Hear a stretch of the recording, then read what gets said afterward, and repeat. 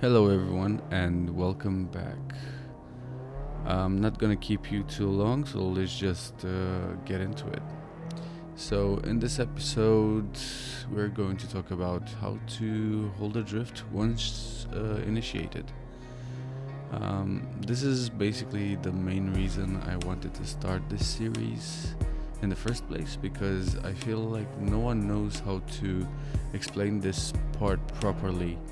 At least that's my opinion.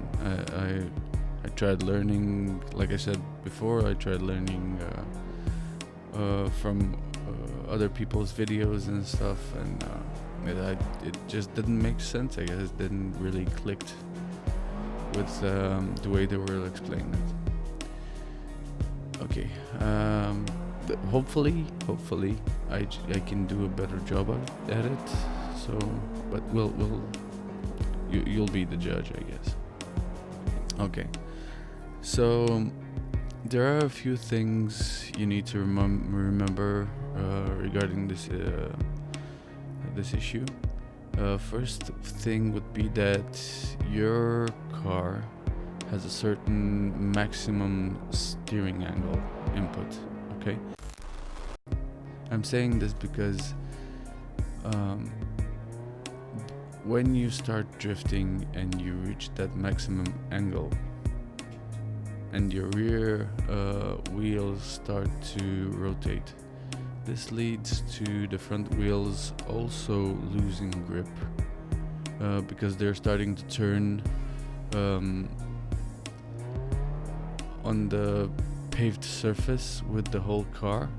So basically the rear turns when you reach the maximum steering input, what the rear does is actually start to rotate the front as well. Okay, so that's when you lose grip on the front as well, and the rear keeps rotating, and that's when you lose a drift. So when everyone says that you need to catch the steering wheel when it starts to counter steer, this is what they're trying to say. They just don't know how to explain it better, I guess. Basically what you need to do is stop the steering wheel from reaching maximum lock, so you can control the car in both ways. Because if you reach your maximum lock, then you can steer the car to the right in this example, but you can't do anything about it in steering the car to the left, because you're already at maximum. Okay, so what you need to do is like let the car's steering angle go almost to the top, but when stop it where you can still have some input in both directions, so you can control the car both ways if you need to add more angle or something. So yeah, that's the idea. Just try to leave the car some steering input, so this way you can control it.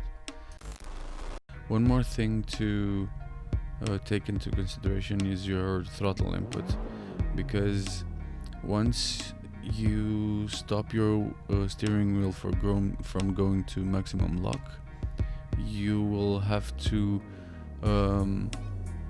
moderate your throttle input as such to reposition the car for your for your current angle, and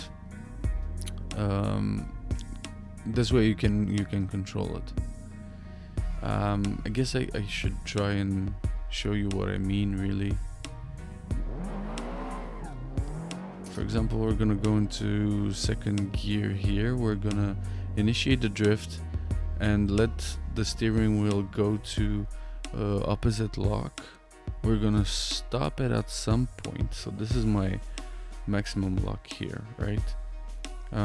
We're gonna stop it at some point, and you'll see a difference in throttle input. For example, I'll start probably with full throttle, and then once I stop the steering wheel, I will moderate my throttle input as to keep the angle as much as possible. Okay, let me just go back a bit. First, second. Okay.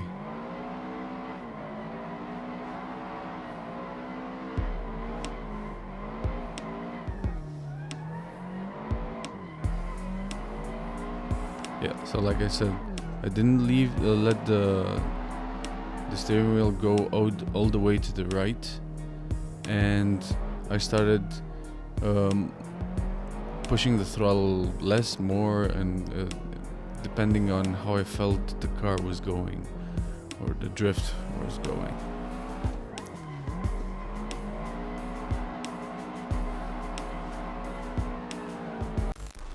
Okay, the second thing I wanted to talk about is that you can use the throttle to control the drift to a certain extent. I've also said this in previous episodes as well, but I will repeat it because it makes more sense in this episode. So, after you initiate your drift, you can give the car, for example, more gas if you feel that you're losing angle. So more gas will give you more angle. Only makes sense. And this will spin the rear tires faster and in return give the car more angle. Correct? Okay. And then the exact opposite is true if you have too much angle. So you can let off the gas if you feel that your car is nearing the limit of your steering angle.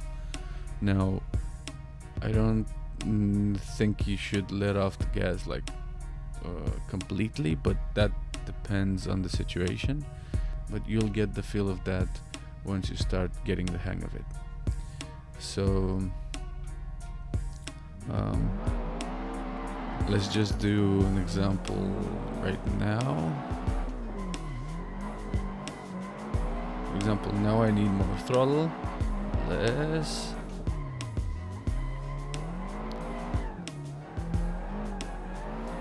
More, less. I was going overboard with that one, and I just took my foot off the throttle so I can bring the car back. Okay, so the third thing I want to talk about is steering inputs. So maybe you've noticed that while I was trying to control drifts, I did some steering inputs. Those are basically called corrections. But I was doing that because at some point your throttle can't really help you all that much with correcting the angle of the car. So what you need to do in that instance is basically help the car rotate with the steering wheel. So you'll just go in the direction of the drift to help the car rotate a little better. So I want to show you this because you maybe you haven't actually paid attention to this, so I guess it's easier if I show you.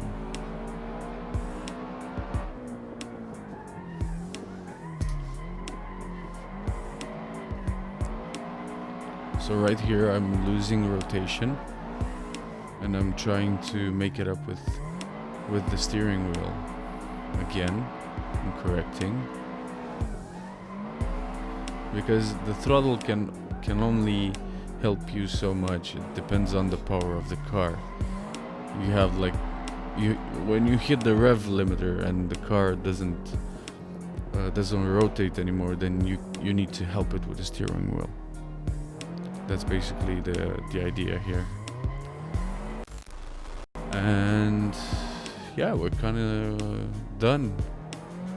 I guess, with this video, and I hope you enjoyed, and also maybe you've learned something, because I really hope these videos are helpful to anyone, really. And I'll see you in the next one.